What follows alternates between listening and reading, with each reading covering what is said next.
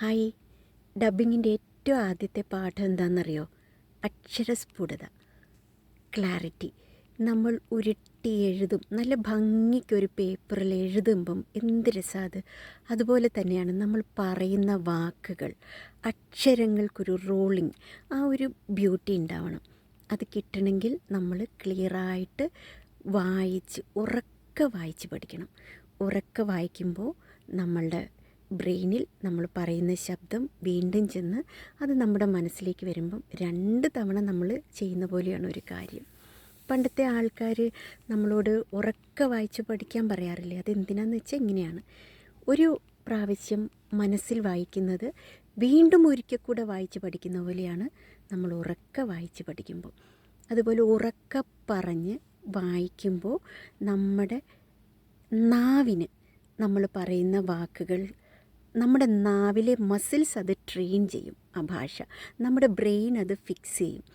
അത് കുറേ ഇങ്ങനെ ചെയ്യുമ്പം ദിവസേന ഒരു അരമണിക്കൂറോ ഒരു 20 മിനിറ്റോ നമ്മൾ എന്തെങ്കിലും മന്ത്രം, ഒരു ലളിതാ സഹസ്രനാമമാവാം, വിഷ്ണു സഹസ്രനാമമാവാം, അല്ലെങ്കിൽ എന്തെങ്കിലും ടങ് ട്വിസ്റ്റേഴ്സ് ആവാം, ഒന്നുമില്ലെങ്കിൽ ഒരു മാസികയോ പത്രമോ ആവാം. നമ്മൾ ഡബ് ചെയ്യാൻ പോകുന്ന ഭാഷ ഉറക്കെ പറഞ്ഞ് ശീലിക്കണം.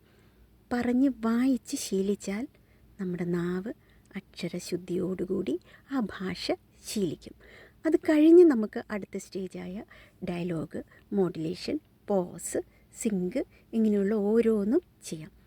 അപ്പം ഇന്ന് ആദ്യത്തെ ദിവസം ഇത് നിങ്ങൾ ശീലിക്കുക. ഇനി എന്നും എപ്പോഴും നമ്മൾ വായിക്കുന്ന നല്ലതാണ്. ദിവസവും ഡബ് ചെയ്യുന്നവരാണെങ്കിൽ അതിൻ്റെ ആവശ്യം വരണില്ല. പക്ഷേ ദിവസവും ഡബ് ചെയ്യാതെ നമ്മൾ എന്നെങ്കിലുമൊക്കെയാണ് ഡബ് ചെയ്യുന്നെങ്കിൽ നമുക്ക് തെറ്റും. സാധാരണ നമ്മൾ ലോകത്ത് സംസാരിക്കുമ്പം നമ്മളുടെ അക്ഷരങ്ങൾ തേഞ്ഞു പോകും, സ്ലിപ്പാവും, ക്ലാരിറ്റി ഉളുക്ക് വരും. ഇതൊന്നും നമ്മൾ റിയൽ വേൾഡിൽ അത്ര ശ്രദ്ധിക്കില്ല.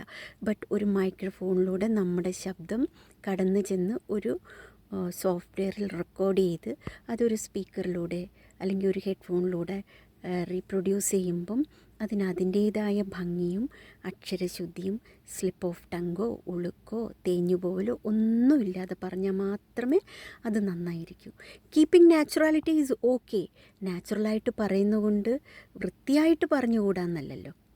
So practice it, practice it, practice it.